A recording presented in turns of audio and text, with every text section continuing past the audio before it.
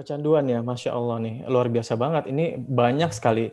Dan jangan sampai kecanduan nih. Judulnya jangan sampai kecanduan.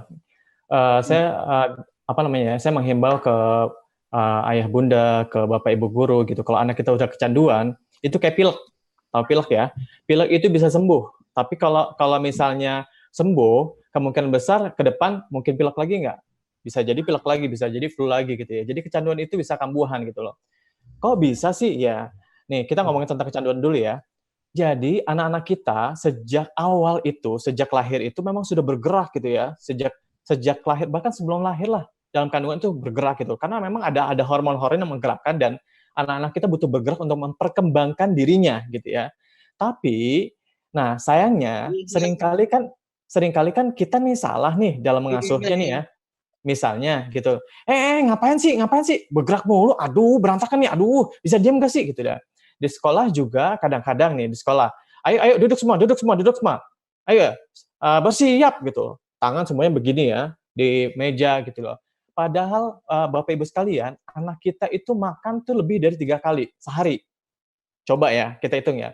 Pagi sarapan, pagi ya. Terus istirahat, jajan nggak? Jajan apa? Donat, somai, dan lain sebagainya. Itu udah 2 kali tuh. Itu donat, somai itu apa? Karbohidrat gitu loh. Orang-orang di Amerika mungkin makannya donat, bukan nasi gitu loh. Kalau kita belum makan nasi, belum makan katanya. Padahal donat itu, somai, bakso, mie ayam itu adalah karbohidrat, makan juga. Siang-siang dia makan lagi gitu ya. Terus siang-siang nih, kalau kayak di sekolah saya konsultan di salah satu sekolah gitu ya. Siang-siang makan, udah makan siang, habis sholat dia ke kantin, ngapain lagi? Jajan lagi, jajan apa? Mie ayam lagi, udah tuh. Terus sore-sore pulang, lapar lagi 5 kali. Di rumah ditanya sama ibunya, kamu udah makan? Belum gitu loh. Ya udah makan nasi sana gitu ya. Ada lontong dimakan, ada nasi dimakan, udah lebih dari 5 kali. Itu semua karbohidrat. Karbohidrat itu energi gitu loh. Jadi orang butuh bergerak gitu ya, butuh menghabiskan energinya. Dan ada di otak itu mengandung kadar keluar testosteron. Testosteron itu zat neurotransmitter di otak gitu. Uh, Laki-laki banyak kadarnya, makanya laki-laki kadang-kadang nggak bisa diam dan suka tantangan gitu ya. Perempuan ada juga ya testosteron, walaupun kadarnya tidak sebanyak laki-laki. Nah, testosteron itu membuat anak-anak kita butuh tantangan gitu ya. Sayangnya pengasuhan di keluarga kita, terus apa namanya sekolah-sekolah, mungkin bukan sekolah bapak ibu guru ya, sekolah bapak ibu guru bisa jadi sudah baik gitu ya. Tapi banyak dari sekolah-sekolah kita justru anak-anak itu diem aja dan gak ada tantangan. Begitu gitu aja ya, dari dulu sampai sekarang begitu aja, duduk, diam, dan sebagainya.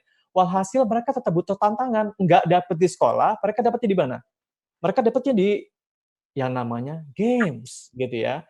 Kenapa? Menarik gitu. Ada sistem reward.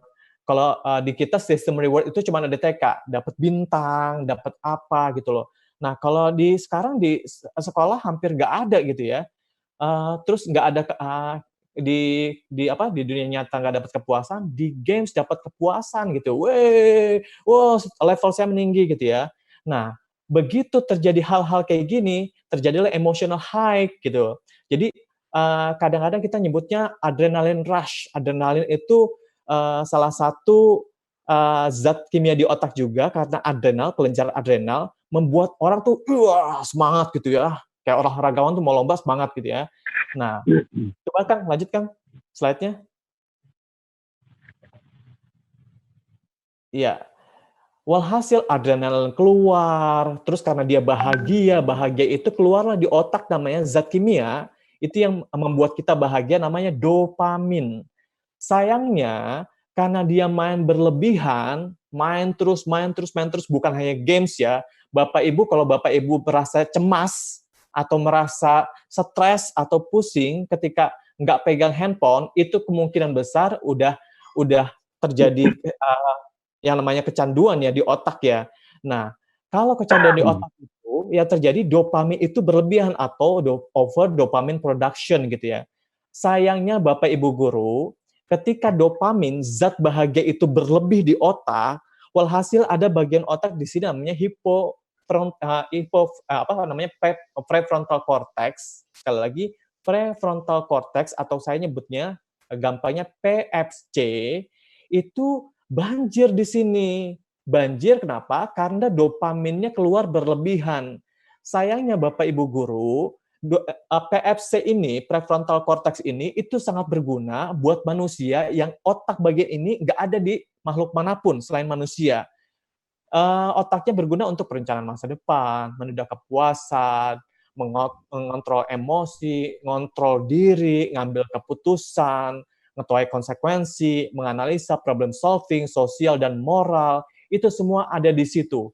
Kalaulah anak-anak kita sekarang misal gini, udah dong mainnya, udah dong, entar dulu, nggak bisa, ini masih tanggung ini, udah dong mainnya, sampai diancam-ancam, sampai misalnya kita cut gitu ya, dia akan cari kemanapun, bahkan bisa menggadaikan dirinya untuk bisa dikasih mainan itu saya banyak banget dapat kasus-kasus kayak gitu ya. Karena apa? Karena hipofrontal syndrome, ini nih fungsi prefrontal cortex yang menjadi rendah, itu membuat orang nggak bisa kontrol diri, nggak bisa menunda kepuasan, pengennya dipuaskan terus gitu ya.